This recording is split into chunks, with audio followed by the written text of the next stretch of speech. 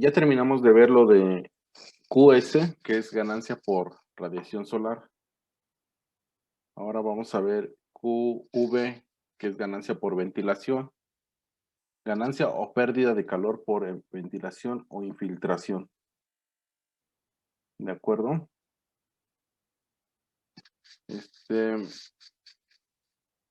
En este caso va a ser por infiltración. Les explico la diferencia.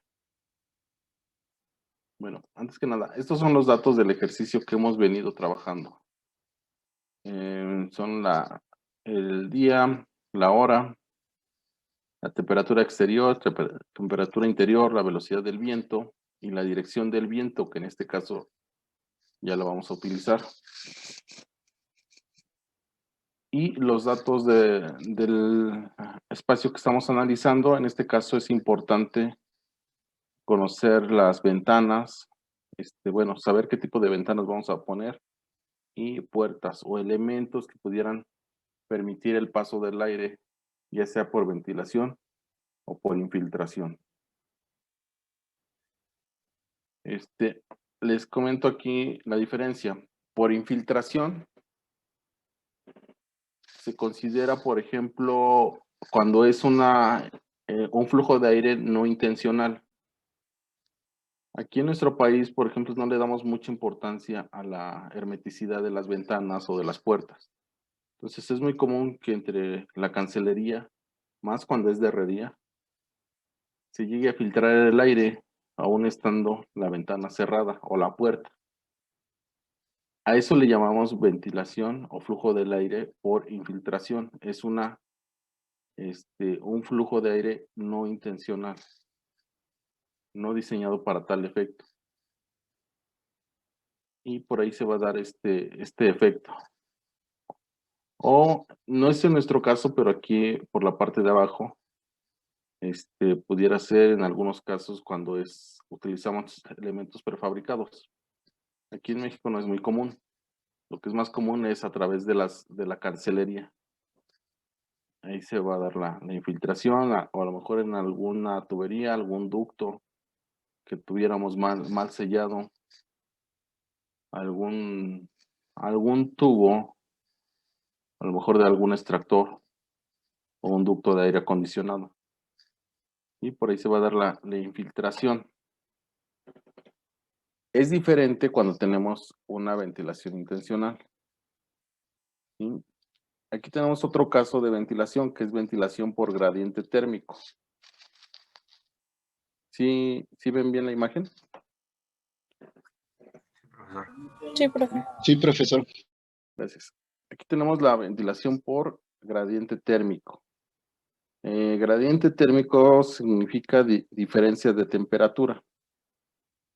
Bueno, podemos generar una corriente de aire dentro del espacio o en algún lugar definido por diferencia de temperatura. Aquí supongamos en el exterior no hay aire en movimiento, lo que conocemos como viento. El viento está en calma, es decir, la velocidad es igual a 0. A eso se le conoce como calma. Entonces, con una diferencia de temperatura podemos provocar corrientes de aire. Recuerden que el aire caliente va a ser más ligero, por lo tanto va a tender a subir, a mantenerse en la parte más alta y el aire frío en la parte más baja. Y así es como funcionan los globos aerostáticos. Con el aire caliente, al calentar el aire se eleva. Bueno, eso mismo sucede en los espacios. Por ejemplo, aquí en este caso, en la azotea vamos a tener un elemento que puede ser un domo, un tragaluz con una superficie translúcida. Puede ser un cristal, un policarbonato, acrílico, que al incidir los rayos del sol sobre esta parte, pues van a calentar esta zona. ¿Sí? Como lo podemos ver aquí en la siguiente imagen. Se calienta esta parte del aire y eso va a generar un flujo de aire. Al calentarse, pues este aire va a tender a subir. Si dejamos aquí en esta parte algunas aberturas, algo como una ventilación, una ventana, algo intencional que se pueda regular, que se pueda abrir y cerrar, bueno, entonces si lo abrimos, va a succionar el aire, va a generar una succión y se va a generar una corriente de aire en este sentido, de abajo hacia arriba, porque en la parte de abajo pues va a estar el aire más frío.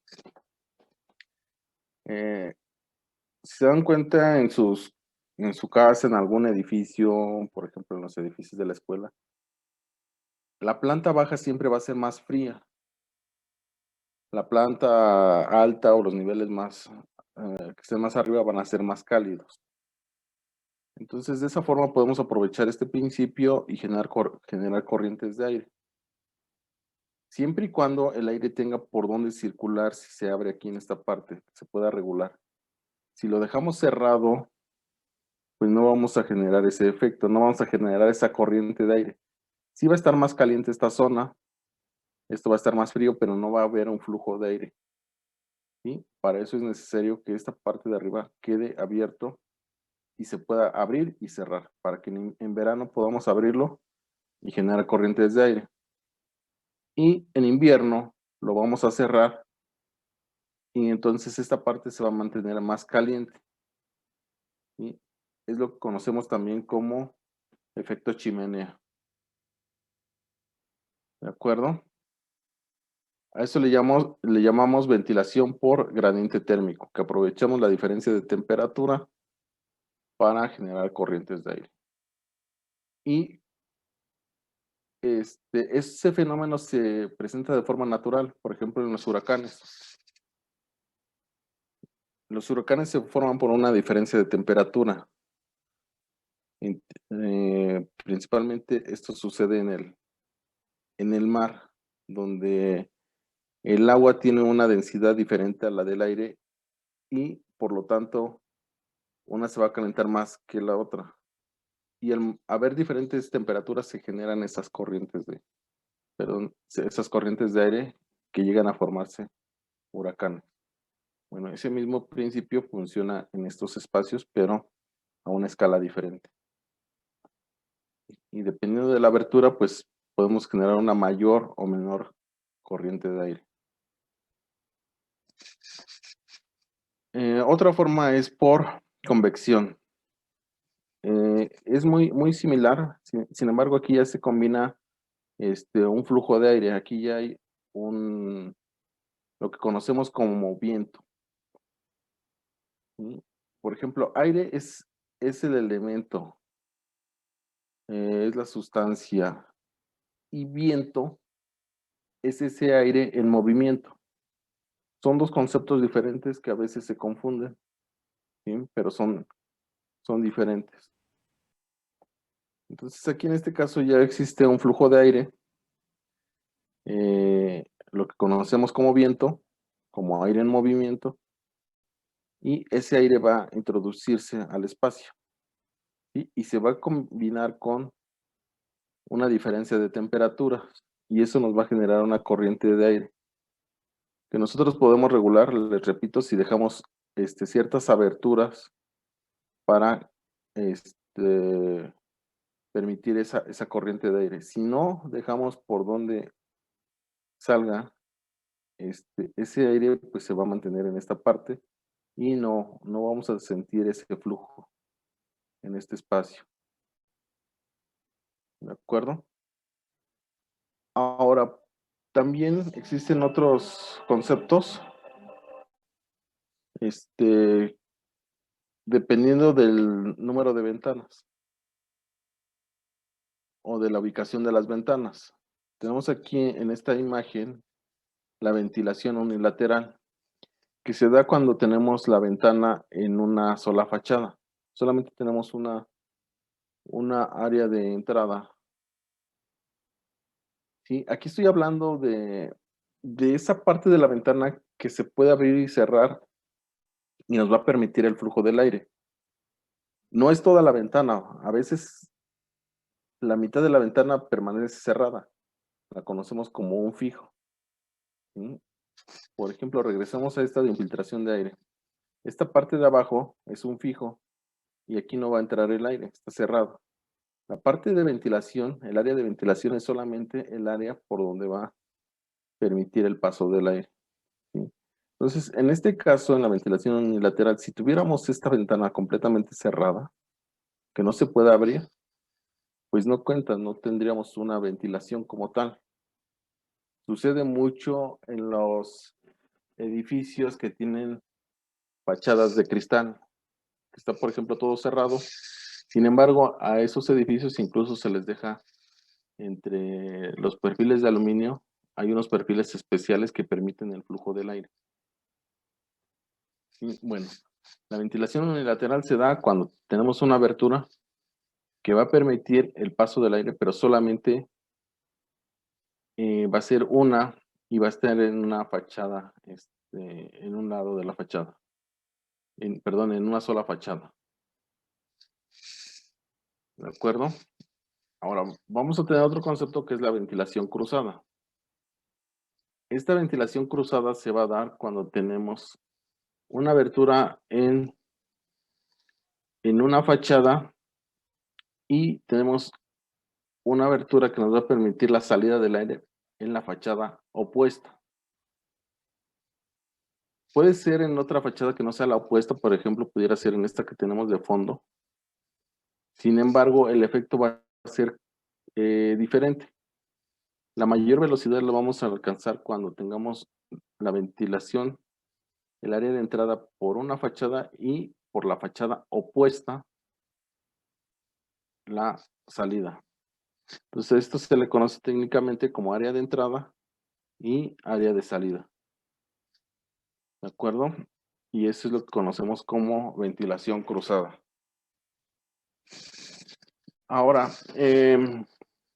dependiendo del tamaño de las ventanas, la relación que existe entre la ventana de entrada y la ventana de salida, podemos regular la velocidad del aire dentro de este espacio, ¿sí? No es suficiente solamente con poner las ventanas hacia las áreas, sino que también se calcula el tamaño. Y se puede diseñar de tal forma que se pueda ir regulando, aumentando, disminuyendo. Y eso va a depender del tipo de ventana o de cancelería que utilicemos. ¿De acuerdo? Bueno, estos son algunos conceptos básicos que vamos a utilizar para el cálculo de ganancia o pérdida de calor por ventilación o infiltración. ¿Tienen aquí hasta aquí alguna pregunta? No. ¿No? Ok, bueno, entonces vamos a continuar. En la ventilación tenemos otros dos conceptos. Digamos, aquí tenemos un elemento que puede ser un edificio, puede ser una obstrucción, un volumen. En este caso vamos a suponer que es un edificio que está en corte y lo tenemos también en planta. El flujo del aire lo vamos a tener en esta dirección.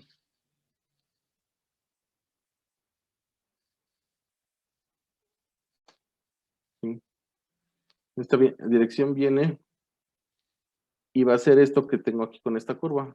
Llega, rodea el edificio, luego baja y continúa su trayectoria. Entonces, a esta parte donde choca con el edificio la vamos a conocer como barlovento. Es una presión positiva que va a generar un empuje sobre el edificio.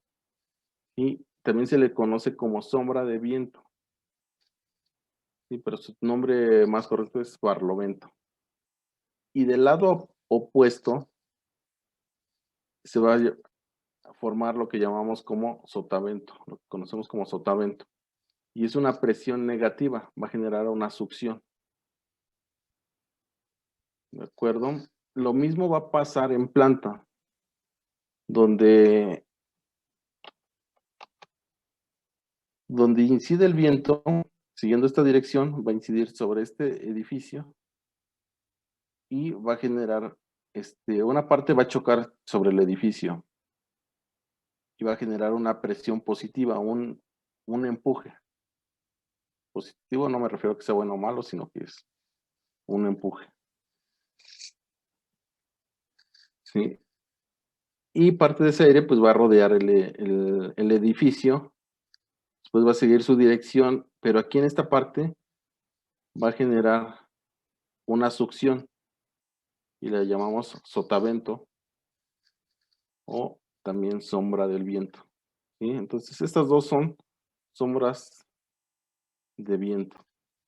Nada más que dependiendo de dónde genere el empuje va a ser barlovento y donde genere la succión es sotavento. ¿Cómo lo podemos entender de una forma más fácil? Por ejemplo, estamos parados en una estación. La mayoría de nosotros ha viajado en metro, en una estación del metro de la Ciudad de México. Estamos parados en esa estación esperando el metro y cuando llega vamos a sentir un empuje con la velocidad que viene el metro y el aire que viene empujando. Vamos a sentir, antes de que llegue el tren, vamos a sentir ese empuje del aire. Y nos quedamos en esa misma estación, no nos subimos al tren, nos quedamos ahí. Cuando se vaya, vamos a sentir una succión, sentimos que nos jala. Entonces, lo primero que pasa es el sotavento. El primer fenómeno que vamos a sentir es cuando llega, es un empuje, es el barlovento. Y ya cuando se va, vamos a sentir una succión, que es el sotavento. ¿Sí? Lo mismo va a pasar en las edificaciones. ¿De acuerdo? Entonces vamos a regresar al ejercicio que estábamos realizando. Les mandé ahí un documento por WhatsApp donde vienen las ecuaciones y las condiciones que debemos de considerar para el cálculo de infiltración. La pérdida o ganancia de calor por infiltración. Es esta parte, es esta primera parte. Y la vamos a calcular con esta ecuación, 1200 por BI por diferencia de temperatura. Y aquí tenemos qué significa cada una de las variables y qué valores va a tener cada una de las variables, dependiendo de las condiciones. Entonces vamos a hacer lo mismo que en el cálculo de QS. Vamos a empezar del final hacia el principio. En este caso, QV va a ser ganancia o pérdida. Vamos a ganar calor o vamos a perder dependiendo de las condiciones exteriores. Vamos al principio. Por ejemplo, en este caso, queremos tener en el interior una temperatura de 22 grados. Y en el exterior tenemos una temperatura de 28.4 grados. Recordamos el principio de la termodinámica que dice que el calor fluye del cuerpo más cálido al cuerpo más frío. Y por lo tanto, aquí vamos a tener una ganancia de calor en el interior. Y vamos a tener pérdida cuando en el exterior sea menor a esta temperatura. Entonces, por eso tenemos ganancia o pérdida de calor. Puede ser un valor positivo si es ganancia, o puede ser un valor negativo si es pérdida. Y va a ser ganancia, por ejemplo, en estos días que se siente más calor durante el día. Y va a ser pérdida cuando estemos, por ejemplo, en invierno, que tenemos temperaturas menores a 20 grados, 15 grados, 10 grados, o a veces 0 grados o menos. Entonces ahí vamos a tener pérdida de calor. Y entonces el resultado que tengamos al final puede ser positivo o negativo. ¿De acuerdo? Ahí consideren eso porque de repente en el examen les aparece un número negativo y piensan que está mal. Y no necesariamente. Va a ser va a depender de estas condiciones. Y es muy fácil saberlo. Y aquí seguramente nos va a dar un número positivo. Vamos a tener ganancia de calor, porque en el exterior tenemos mayor temperatura. Bueno, vamos a calcular QV para estas condiciones que ya tenemos planteadas. Vamos a ir resolviendo el ejercicio. ¿De acuerdo? Aquí ya lo tengo para hacerlo más fácil, más práctico.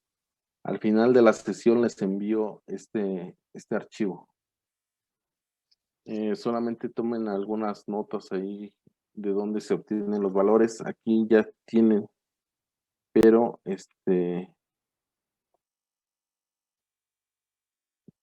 de repente pues no sabemos de dónde sale algún valor. Bueno, el primer punto va a ser calcular la densidad del aire exterior. Sí, en este caso no la vamos a calcular y ya está. Aquí tenemos P, que es densidad del aire exterior, y va a estar en kilogramos sobre metro cúbico. Va a ser, podemos obtener este valor, que es de 1.224 kilogramos sobre metro cúbico. Esto va a depender de la temperatura a la que estemos y de la altura sobre el nivel del mar. ¿Sí? En este caso igual, para no complicarlo mucho, podemos tomar un dato promedio que es de 15.5 grados y a nivel del mar. Consideramos que estamos a nivel del mar. Va a variar poco, por ejemplo, a la Ciudad de México. Si queremos tener un dato más preciso, podemos calcularlo. Sin embargo, para este ejercicio no es tan necesario. Puede ser necesario, a lo mejor si estuviéramos diseñando alguna cámara de refrigeración que tenga ciertas condiciones, algo muy específico, o incluso algún vehículo, algún motor de un vehículo, sería más para algún diseño de ingeniería. Sí, pero un diseño arquitectónico puede ser con estos valores para no complicarlo tanto. Si no, lo vamos a hacer lo vamos haciendo más complejo. De cualquier forma,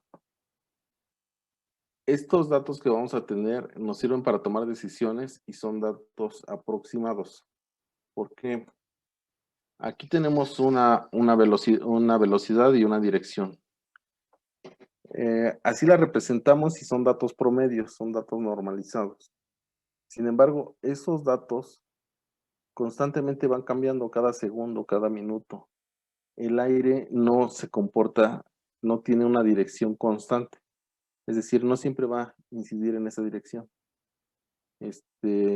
Por ejemplo, de un minuto a otro cambia, tiene un comportamiento turbulento.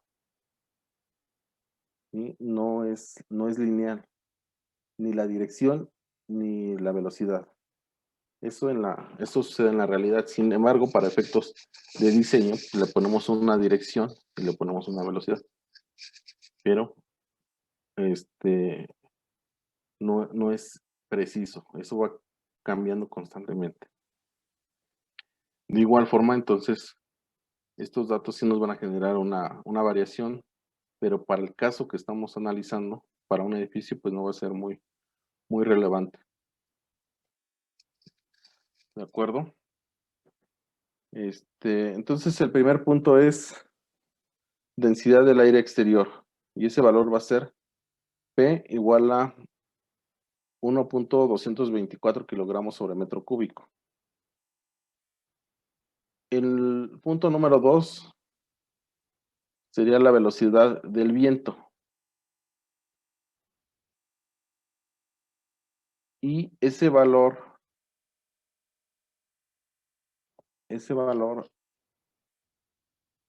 según esto, es de 3 metros sobre segundo. Y vamos a tomar este dato. Entonces aquí lo vamos a cambiar. Va a ser 3 metros sobre segundo. ¿De acuerdo?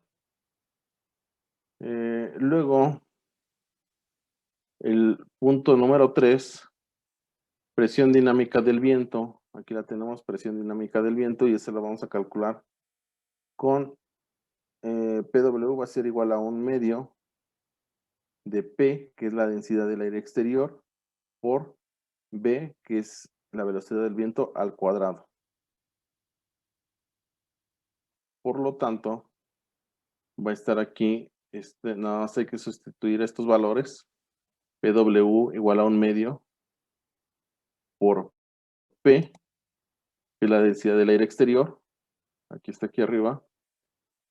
Y B, que es 3 metros sobre segundo al cuadrado. ¿De acuerdo? Y eso nos va a dar este resultado, 5.508. Por favor, me ayuden a revisar este valor que sea correcto.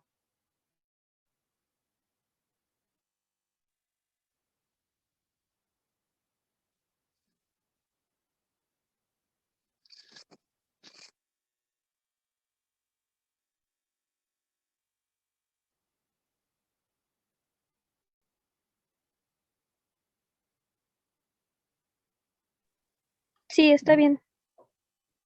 Ok, muchas gracias. Entonces vamos a continuar. Se dan cuenta solamente que sustituir estos valores, que se van a modificar por la velocidad del viento. Luego, el punto número 4 es infiltración en barlovento. Y aquí tenemos, en este punto, CPB, infiltración, aquí está mal escrito, infiltración en barlovento. Y ese valor va a ser de 0.5 a 0.8. Y luego tenemos infiltración en sotavento. Y acá tenemos infiltración en sotavento y vamos a tener un valor de menos 0.3 a menos 0.5. Ahora, ¿de qué depende poner un valor o poner otro? ¿De qué depende poner 0.5 o poner 0.8? Poner menos 0.3 o menos 0.5. Bueno, aquí hablábamos de el barlovento y el sotavento, de dónde se presenta uno y dónde se presenta el otro. Ahora, aquí tenemos los diferentes valores.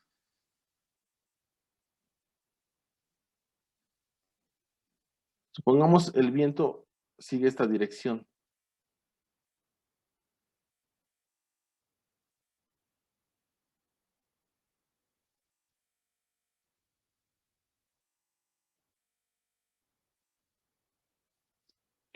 Ok, el viento tiene esta dirección. Entonces, es perpendicular a la fachada.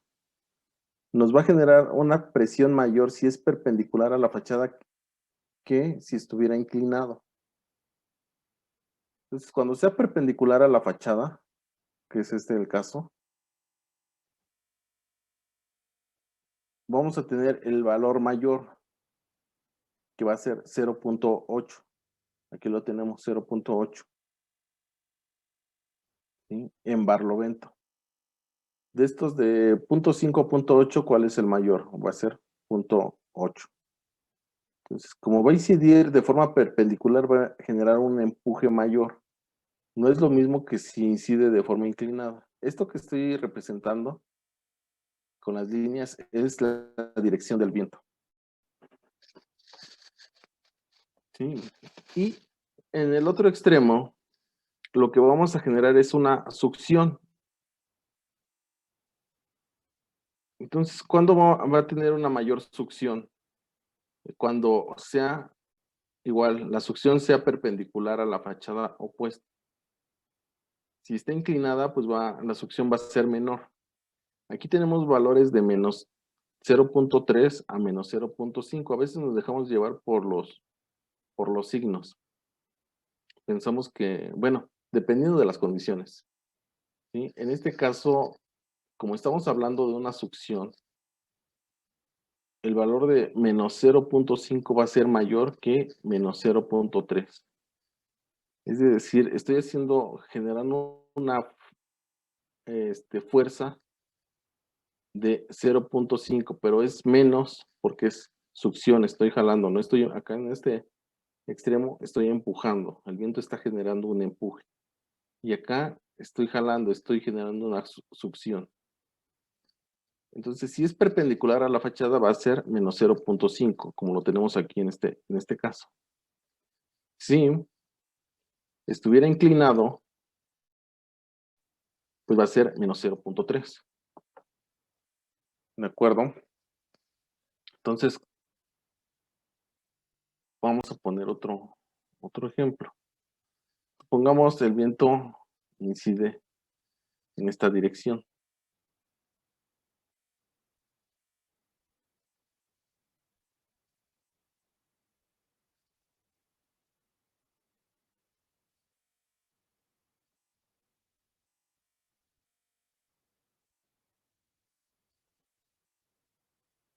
¿Sí? ¿Qué valores va a obtener? Aquí tenemos la succión. Perdón, vamos a tener aquí el empuje, la presión positiva, y de acá vamos a tener la succión, la presión negativa. Esto, si lo dividimos, a veces si lo ponemos con una sola línea nos confunde, pero vamos a suponer que es esto mismo.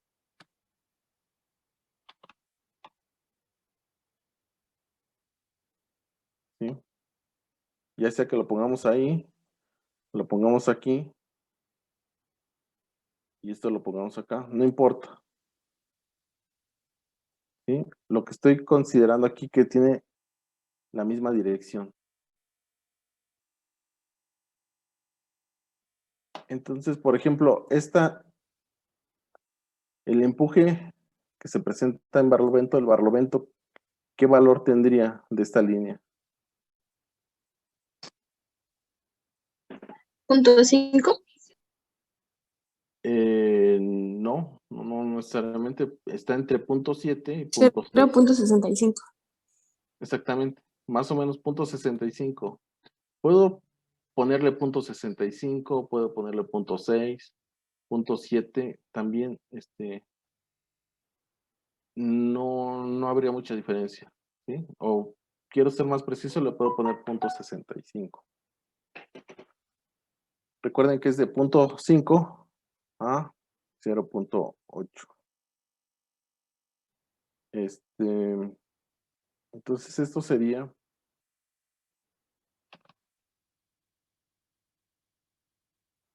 0.65. Hasta ahí vamos muy bien. Ok.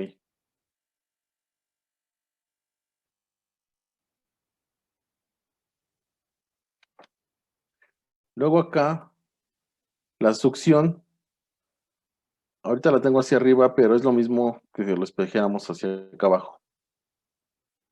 ¿Qué valor le podemos poner a la succión, al sotavento?